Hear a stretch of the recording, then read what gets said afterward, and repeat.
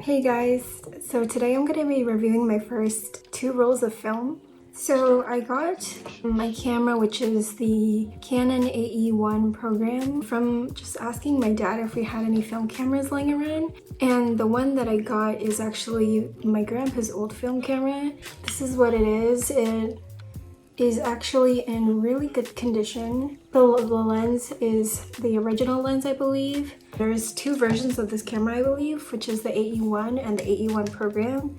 The program version allows you, if you set it into program mode, makes it into more of a automatic camera for you and adjust the settings accordingly, depending on the setting.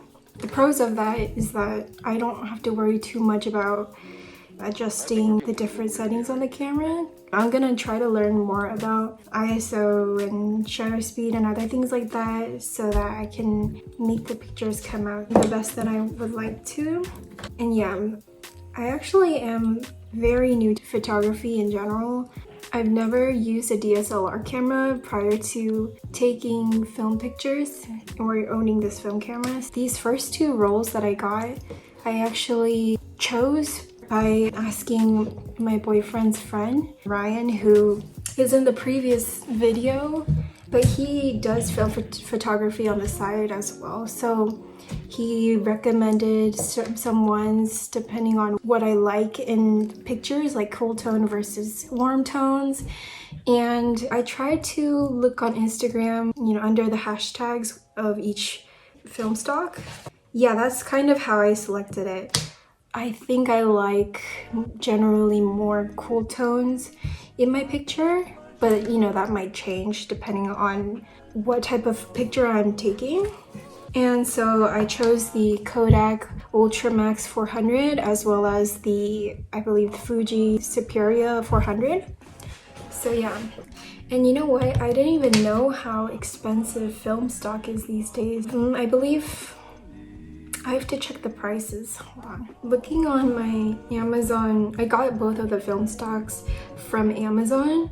So looking at my previous purchases, the Kodak Ultramax was $29 for a pack of 3. And then the Superia 400 for a pack of 3 was $44.95. And this is all, pre-tax and shipping as well. So as you can see, it's quite expensive. And I also had to get batteries for this as well. Yeah, I mean, this was pretty expensive hobby to pick up, but in the end, I think it was rewarding. So I got my film developed at a photo lab called Goodman Photo Lab, which is located in Orange County. The turnaround time to develop my pictures, it only took 3 business days, so that was fairly quick. I thought it would take at least a week. And then per each film stock or film roll, it costs $13. I don't know what the average price is, but that seemed a bit reasonable. And also for these particular first film rolls, I decided to also get the prints as well. So that was an additional $6 per film roll.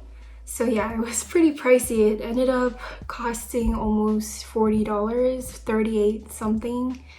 Yeah, so in the future, I don't think I'm going to get the prints and just get prints occasionally, depending on which ones I really want to have developed or printed, I guess. Yeah. Now for the actual pictures themselves. So I got them through a Dropbox file, and there were some pictures that show my finger in the frame. And I didn't realize, so, with a film camera, a lot of it is manual, so you have to manually focus. And then I would manually focus and then take the picture. So I think I accidentally had a bit of my finger showing.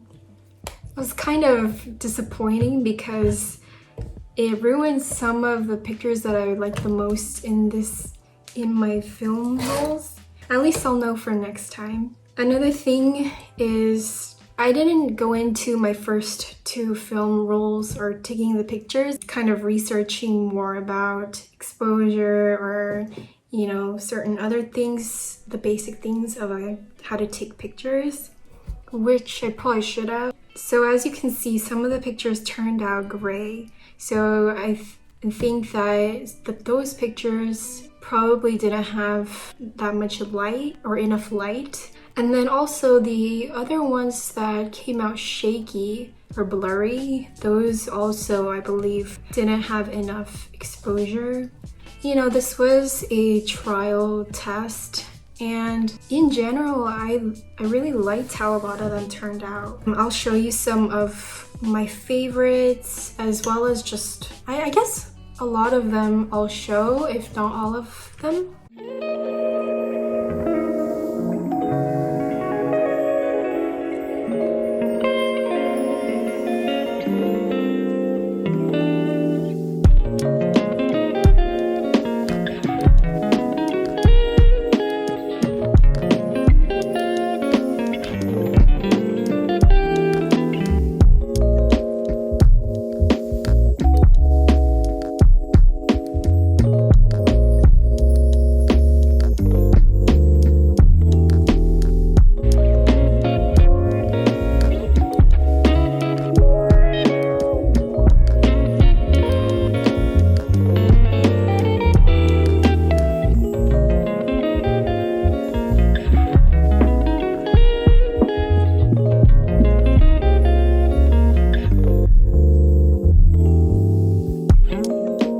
Yeah, so in my next future rolls, I think I like the Superior 400 better than the Ultramax. But, you know, the downside of that is that the Superior is a bit more costly. But I also, in the future, I know Portra 400 is a pretty popular film stock as well. And I also want to try Cinestill, I believe that's what's called. But yeah, those are a bit more pricey, so I'm just going to save up and then do it in the future. When I was getting my pictures developed, I really expected it to either turn out great or turn out like absolute trash, where most of them, if not all, were botched somehow, but I'm pretty relieved at how they turned out. Yeah, in the future, I really want to take more pictures of, or just try out some night photography with the neon lights and old motel signs or gas stations and candid pictures of people.